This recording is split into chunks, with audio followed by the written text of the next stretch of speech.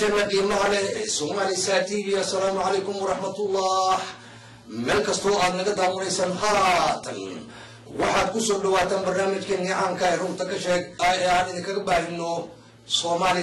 TV. wax barnaamijkeena wax martin oo xildhibaan Axmed Cawad Cashara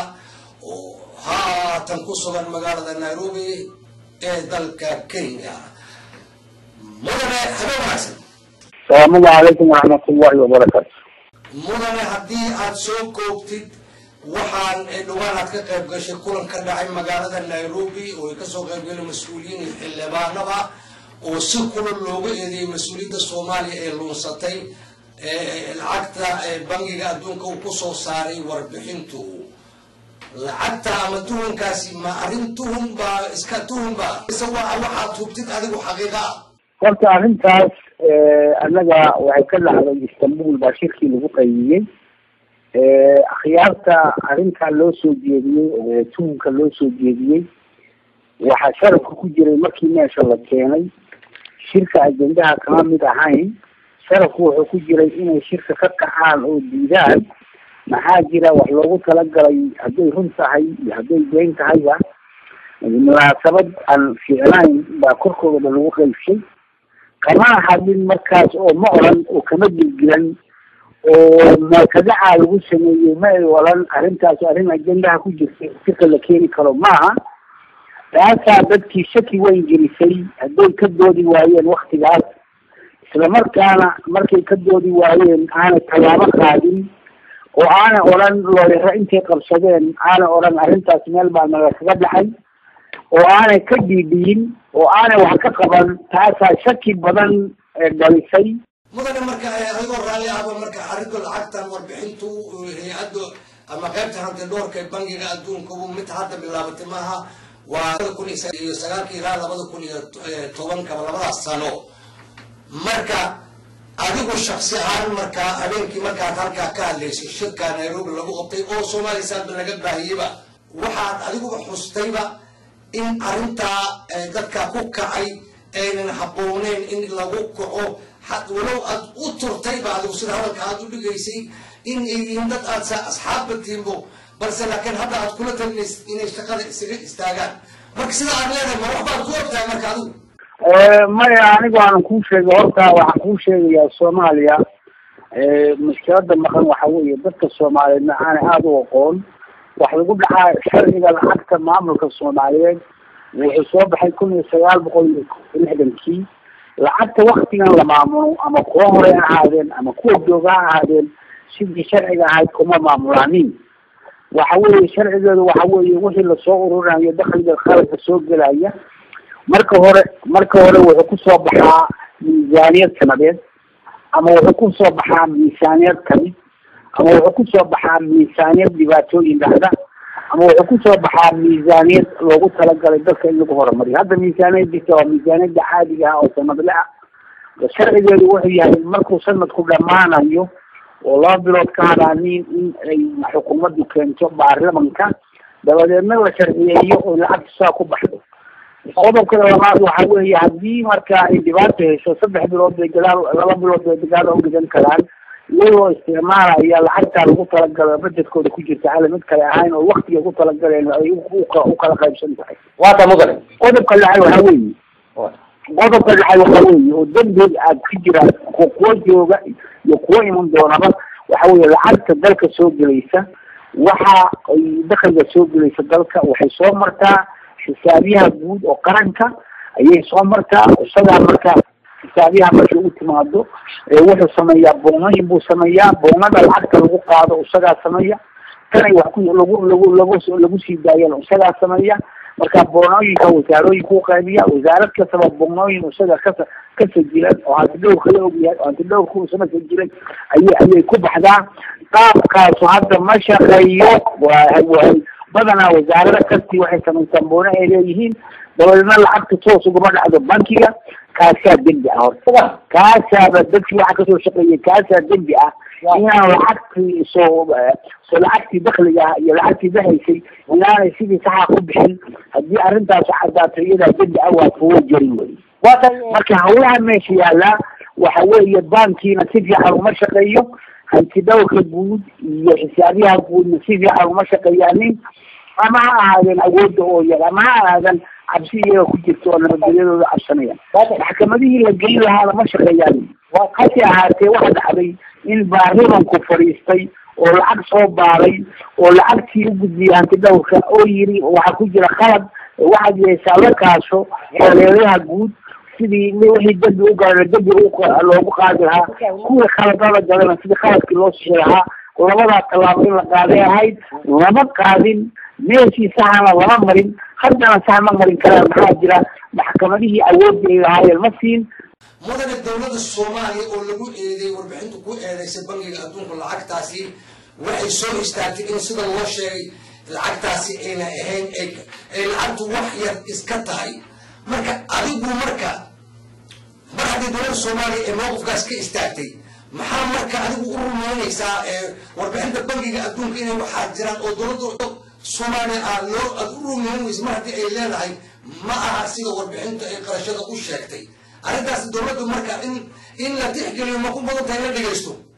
dowladda hadda qaab bay leedahay waa lasoo dowladdu waxay leedahay laamo ku saabsan iyadana difaaca oo qaanuun ku difaaca nimankan waxaan ku yidhi haddaan eedahaas aanay iyagu waxba ka jirin inkasta hadda beeniyeen iyagu lacagda qaarkood way lacagtaas nama soo gelin ama taasay noo soo galeen afkaas af maaha waxaa la rabaa qoraalkaas oo kale inay soo saaraan isaga oo xubnaysan oo sheegaya lacagtaas inaanay soo gelin af lacagta lagoma mogtahay qoraal baa la sameeyey qoraal baa lagu daafacaa inay qoraal isku difaacaan oo soo qoraaniin oo habayaaniin oo sheegaaniin oo markaa sharaflax ku dalbaaniin iyaga dadkaa wax ka soo qoray hadday been tahay annagu waxaan u taagnahay inaan difaacno qaranka Soomaaliyeed wixii ka maqan iyo qofka Soomaaliyeed wixii dhibaato u geysanayo annaga waana dhigaysaa haddii iyaga been laga sheego waana dhigaysaa qaran Soomaaliyeed lacagta in la xado oo qaasin iyo xaaq lagu xado xildhibaan Axmed Cawad Asharo adigoo aad u mahadsan waxaa kaloo jirta idinku marka habeenkii adigu shirka aad ka hadlaysay ma aad xusin dadka lunsaday nooca ay yihiin adigu caawa dadka kaa dhageysanayo Soomaaliya TV kaala socdo dadka waxaa lagu eedeynayo lunsaday magacyada lagu sheegi kartaa anigu magacyada ma baahan inaan sheegno maxaa jira riboortka inay akhriyaan weeye riboortka ayaa sheegaya dad wax ka sheegaya dadka iyaga dadku hadda inta riboorkaas waxaa kusoo baxay anagu haddaan nahay baarlaman waxaanu ku leenahay xukuumadda kormeerka iyaga waa inuu sax yahay annaga waxaan difaacaynaa oo garab siinaynaa guddiga baarista iyo ilaalinta hantida baarlamanka wixii uu soo saaray oo u gudbiyey maxay ahayd xeeladaha guud iyo maxay xisaabiyaha iyo hanti dhawrka kuwaas iyagana waxaa waajib kuga ah inaad la hadashid guddigaas dadka madaxda u ah iyagaa tafatirkii ku siinaya meesha xaalku maraayo iyagaa kuu sheegaya laakiin anigu waxaan xisaabsanahay dhinaca maxay baarlamanka xagga warbaahinta iyo dadweynaha ilaalintiisa iyo dhaqanka ummadda Soomaalida oo suubsan dariiqasan oo loo maro inaanu wax ka sheegno waxna ka niraahno waxna ka dhageysano dadkana kala tusano marka waxa weeye aad baa u jaraystay su-aasha aad soo jeedisay mudan adigoo aad u mahadsan waxaa kaloo jirta in habeenkii markii adigu aad halkaasi ka hadlaysay shirkaan la isugu yimid magaalada Nairobi dhawaanba inta ka wada hadashay adigu ugu horeeyaba waxaad xoogga saarayseen in dadka wax lunsaday ay ummadda ka leexdaan oo ay xilka iska wareejiyaan oo Soomaalidan ay dibna u soo dooran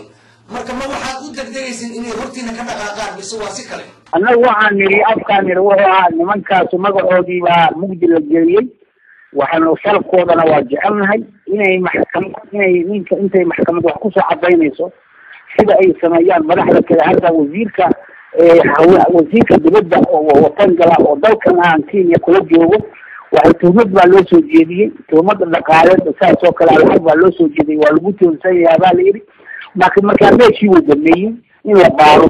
waa la baleeyey waxna waa lagu waayey dabeedna waa soo noqon iyadoo haddooda waxna rabnaa sidaas oo kale inay meesha baneeyaan inta la hubinayo in wax ku maqan yihiin in kale oo magacooda maaragtay la eegayo marka magacooda haddii waxba lagu waayo maxay tahay meeshoodii iyo meel ka fiican bay ku noqonaysa wada mudane marka adinku marka haddii ay dadba idinka tahay oo adigu aan nala hadlayo caawa oo aad ka mid tahay haddii umuurtaba dhab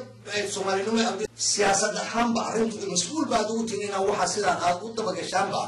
maxaa marka keenay adigu saxaafadda in aad u hadashid oo aan janalka diblomaasiyadda oo golaha baarlamaanku umuurtaas ka wada fariisan maxaa keenay in saxaafadda idinku aad arrintu u sheegtaan wadanada hawsheeda weeye shacabka soomaaliyeed wixii jira inaanu u bayaamino oo u ka bixbixino oo u faayayno oo tafsiir u gallo oo waxa tuhnaga galo aanu sheegno waa hawsha nala doortay oo aanu u joognaa waxaana na sii kalifay nimankii inay tallaabo qaadi waayaan oo iyaga oo shir intay tageen waraaqa lexdooda lagu qaybiyey ay isdifaaci waayaan oo oran waayeen arrintaas waa meeshaas weeye sidaasna maaha ilaa haddana aanay looga qabsan oo aanay isdifaacin ayaa shakina gelisay annaga waata marka mudane haddii aan soo koobnoba arrintan iyada aan ku dheerana isleeyahay haddii aanu soo koobno adigu waana ka dhexleexatiin dadka magacyadooda aad markaa mas-uuliyiinta aad isleedahay la leeyahay waa luusadeen lacagta yaa adigu qof unma ka tilmaami kartaa aad isleedahay culayska faraha badan eedeenta isaga unbaa qaadanaya arrintu hadday fogaato annaga wixii waxaa ku saabsan waraaqihii waxay ku jiraan interneedyaasha baalahay ku jiraan la soo baxa idinma waa heli kartaan taa maogtahay annagu buuggaa lasoo qoray iyo wixii lagu tilmaamay dadka ku jira ciday u yihiinbaba shisheeye iyo sokeeye iyo ajnabi iyo soomaaliyeed waxaan jecelnahay inay dariiqa saxa maraan oo sida la sameeya hadda kuu sheego wasiirkaasi uu sameeyey ba adduunweynaha la sameeyaa marka qofkii mugdigalaan meeshuu ka leexdaa wuxuu ogolaanaa in la baaro nidaamkaas sidaasa waxaa dhigaya sharcigeena hanti dhowrka guud markuu yimaado meesha waa xirtaa furayaashu qofka ka qaataa waa baartaa markaasuu sameeyaa wixii hadhowgu goobabkii soo saara nidaamkaasaa jira inay nidaamkii la mari jiray oo sharciga iyagu dhigayo inay maraaniin baa rabna waata madana runtaa u yeertaa sidaad u ishaaraysidba balse laakiin mar haddii aad waxaad ka leedahay dadkaan mas-uul baan unahay waxaad dhibayan oo dadku waana dhibayaa mama waxaa ku dhibaya marka madaxu inaad sheegto haddaba eedeyntu waad sheegaysaa waxa adeer mar haddii qoray maxaad adigayga anigu magacyada masalan hadda adigu sharciga waan kuu sheegay adeer magacyadu way qoran yihiin meeshaasay ku qoran yihiin meeshaasaad ka helaysaa ka doonta reportka annagu waxaan ka hadlaynaa reportkii oo soo saaray maxay ahayd uu soo saaray world banku soo saaray banka adduunka maaragtay hanti dhowrkiisu ayaan ka hadlaynaa raggaas weeye raggaa doonta waa baaran kartaa waa arki kartaa waata laakiin mudane soomaalida intooda badanba internet ma haystaan miig iyo ayaa la kala jooga waa la kala fog yahaybo dadka sideeba marka ugu suuri qaar badan baa television ku qabeen meelo badan oo Soomaaliya kamid ah adiga ninkii baa la yiri ninkii dibaan qaareena dalbay adiga saxafi ah oo keenay markaad hordhixa aad sameynaysid inaad vote u akhridid weeye aniga kii soo qoramayhi adaa hadda soo doonto yiri maxay reportka soo baxay adaa waajib ku saaran yahay inay ku noqoto hordhaxa dadka u sheegto tiraada reportka la soo saaray saasoo ahaa adiga weeye aniga waxaad iga doonaysaa maaha meesha aragtaad ka helaysaa kii la soo qoray weeye reportkana waajibkiisa adigu ka ahaa ummadda soomaalida inaad ka daadicisid oo aadan mugdi gelinba maogta adiga mugdi gelin oo dhan hebelkeedu ahaa oo aadan dhexdeeda iyo dhexdeena inaan dhexdeena ka doonin ba cid waa tahay marka haddaan dib ugu soo noqon adigoo aad u mahadsanba habeenkaad adigu markaa yani Nairobi magaalada bartamaha Nairobi aad ka hadlaysay shirka dhawaan dhacay waxaad xusin dadka qaarkood inaad ama kulligood aad asxaab tihiinba oo wax lagu tuhumayo oo bangiga adduunku tumay dad aad u jecesha waad garanaysa inay adigu dadku intaadan qaranka warbaahintaba u soo jeedin horeyba umuurtaas iyada ma kala shirtay inay wax ugu jiraan mise waxaa kuu sahlanaatay qaabka warbaahinta inaad u gudbisid adeedo waxaa Soomaaliya ugu hadlaysa anagu sharcan ku hadalnaa sharcina waa ku xuskaday marka baasha soo sameynaysidna inaad sharcigaa soo akhridi bahay sharcigaa lagu meelayo waxaan idinka codsanayaa warbaahintooy markaad ka hadlaysaan baarlaman laga hadlaayo baarlaman sharcigu ku hadlaa kuma hadlo hebel baan nasiixa u sheegay hebel baan saa iri waxaan ku hadalnaa sharcigaa lacagta lagu maamulo baan ku yiri wuxuu soo baxay 1961 waxaana wax laga bedelay 1970 sharcigaas wuxuu qaabayaa miisaaniyad marka la samaynayo saddex madax bay ka kooban tahay waxa weeye miisaaniyada wasaaradaha ميزانية مدحتوية هي ميزانية بارلمان صدق هذا وزير المالية اللي وزير المالية بارلمان كتير نظام يكون بحيان بينيه حتى المالية صوب الشقاب وقفته ويكون شقيان سلاكيش مسؤولية الوصار أيوة marka waxaan ka codsan lahaa markaad arrimaha gelaysaan inaad qof looyana xataa mararka qaarkood la tashataan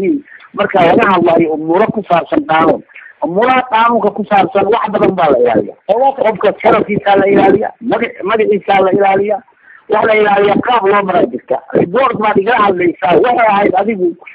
inaad soo samaysid hordhaxa reportkan tiraahid reportka ka soo baxay waqtigaas saacaasa oo sidaas oo lagu qaybiyay meesha la Istanbul ayaa dad digitaasiyaali wax ka soo jeediyay qeybada meesha la soo duurka la soo jeediyay markii adiga waqti mudane marka hadda adigoo xildhibaan gaamuri oo siyaasadda muddo dheer ku jiray adigoo ahba ayaa waxaad u maraysaa umuurta weyn oo bangiga adduunka dowladda Soomaaliya ku eedeynay waxaad u maraysaa qalabka warbaahinta ayaa u maraysaa adigu shamarka diblomaasiyadda maxaad markaa ugu adkaysan weysid ilaa arrintan ee meel ka korayso war diblomaasiyad ma aha arrintan ka hadlayna waa maamul dhaqaale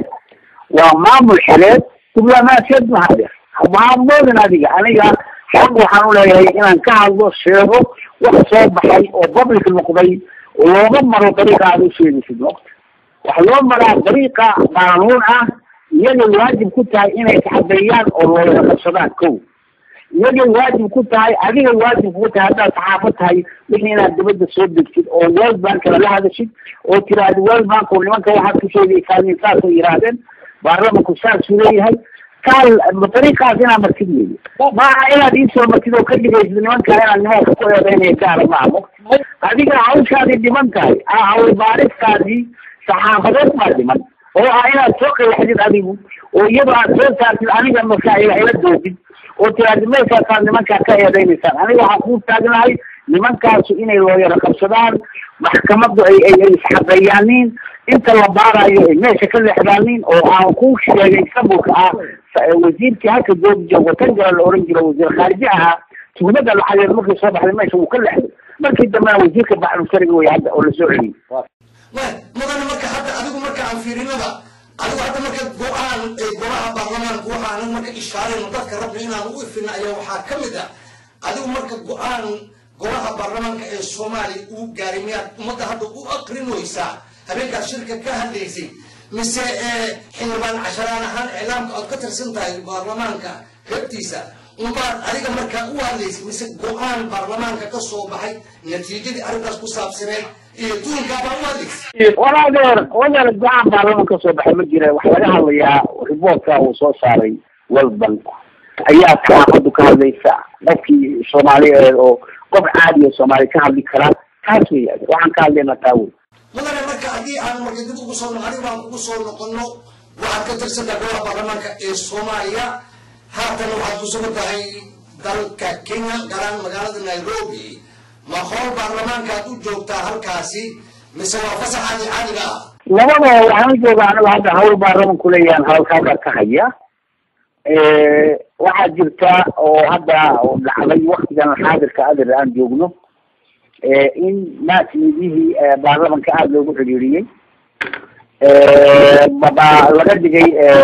بحيث بخيدو قلم قرآن إنه نقدو واحد جار ضد جار أو شقية أو خير أو جنبيع إن ما في العبوريين أيام لحظي هوا رجوا برلمان كان هوا في عمان كقبتا كان كهوسي سقبتا waxaan u taaganahay ummadda Soomaaliyeed inay badbaado inay meel fiican marto saxaafadda dadka laweynayaan ka xunnahay oo saxafiyiinta ah oo xaqdarada lagu jiray oo aan wixii dambiga laga galay ilaa maanta la soo qaban waxaan kaloo ka xunnahay dadka keenaya dawada dhaxday cuntada dhaxday kuwa badda wasaqda ku shubaya waxaan ku xunnahay kuwa iska soo gelinaya ajnabiga dalka iyagoo aan dalka ummadda Soomaaliyeed kala tashan waxaan ku xunnahay kuwa laga soo musaafulanaya dalalka qaarkood iyo kuwa badaha ku dhimanaya adan aad baad mahadsan tahay ummadda Soomaaliyeed waxaan u baryaynaa dad fiican oo hoggaan fiican in ay u keeno oo dalkan iyo dadkanba soo saara ummadda wixii wanaagsan in ilaahay inay qabyaaladna ka tagaan damaca adduunyo badan ay rabaan qofku lagu dhalanaayana laga tago oo loo guuro sharaf iyo karaamo iyo ummadda Soomaaliya lagu ilaaliyo aad ayaad u mahadsantahay kaasi wuxuu ahaa xildhibaan Axmed Cawad Cashara oo haatan ku sugan caasimadda dalka Kenya ee Nairobi oo wala martinooga barnaamijkan runta ka sheeg qad kala toos ugu jiray isagoo ku sugan magaalada Nairobi mudane Cashara waad mahadsantahay aad baa mahadsantahay jazakallah khayr ilaahay idin badiyo dadka tan dabadeeshana qiimaha